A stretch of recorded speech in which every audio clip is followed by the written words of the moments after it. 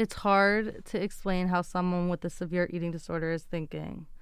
Their brain is hijacked. It's the only way I could think about it. So to be honest, because my brain was so depleted from the eating disorder, I really don't have day-to-day memories of how my relationship was with my parents. I was focused on my own misery, and in some ways, like, I was determined to keep my eating disorder alive.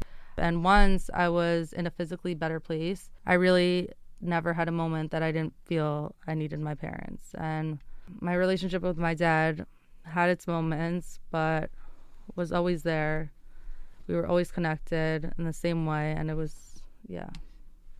When we made up after that month that we didn't speak, he took me to a park, Memorial Park in Fairlawn, and he played a song, Here Without You by Three Doors Down. And ever since, it's been our song. And every time he finished a letter, he would always go, Here Without You, always and forever, ABBA.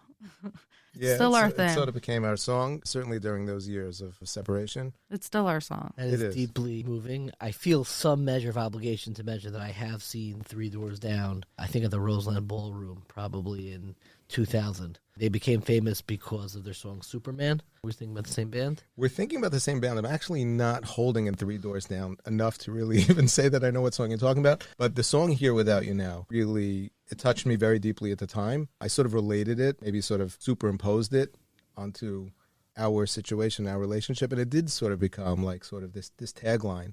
Oh, let's listen to that right now.